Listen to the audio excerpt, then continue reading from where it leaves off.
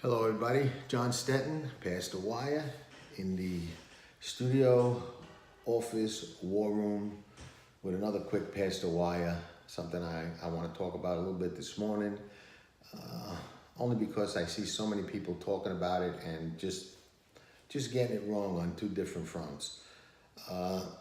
Going back to last Saturday's Preakness, a lot of people are saying that Chad Brown threw Jose Ortiz under the bus for his ride on Good Magic.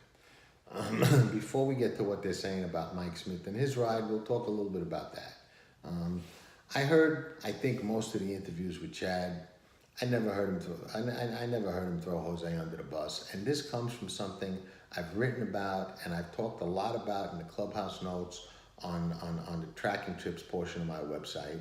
But we'll talk about it a little bit here because sometimes people just respond more to what they hear than what they read. There's a big difference between a bad ride and a bad trip, okay? Chad Brown was not happy with the trip that Good Magic got in the Preakness. He never said it was Jose Ortiz's fault. He never blamed Jose Ortiz. He never threw him under the bus that I saw. And if he did, it would be contrary to everything else that I saw. And I don't think Chad contradicts himself on television. Was he unhappy with the trip? Absolutely. Did he say he didn't want to see the horse on the lead? Absolutely. But he also said he had a bad trip, and once they broke that way and he was on the inside of Justify, that Jose had limited options at that point. And Chad is smart enough to know that. And if you understand the difference between a bad trip and a bad ride, you would know that as well.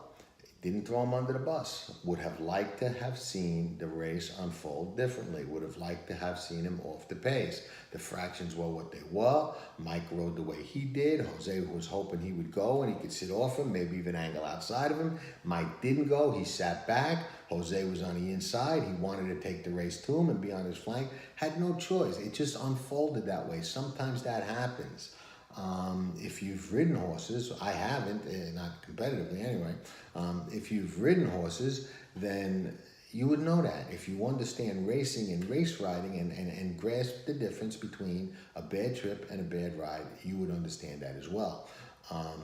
So everybody out there saying that Chad threw Jose under the bus, show me where, because you got to create those semantics out of what he said, because that's not what he actually said and what he actually meant. I think what he meant was clear, and I think he was crystal clear, and I think it sums it up when he said that, hey, once they broke that way and came out running that way and he was where he was, Jose had limited options.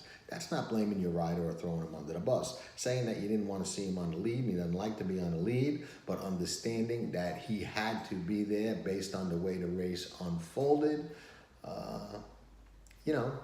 that's not throwing a rider under the bus. That's just pointing out you weren't happy with the trip. He was unhappy. He was frustrated. He voiced it, and that was that.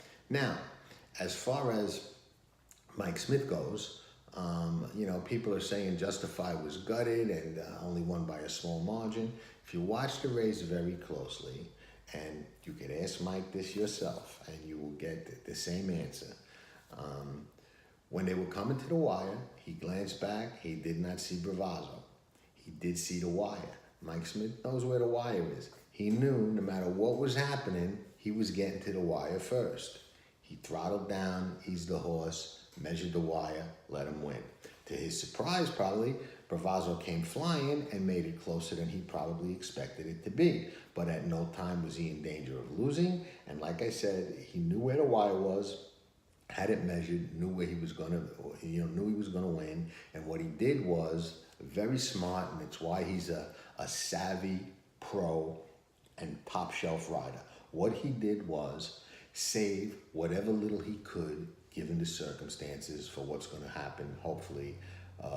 And I don't say hopefully win, because of course I'd love to see a Triple Crown, but I don't want this to be construed as I'm saying he's going to win or anything like that. I don't even know who's in the race, so I don't form opinions before a race is drawn.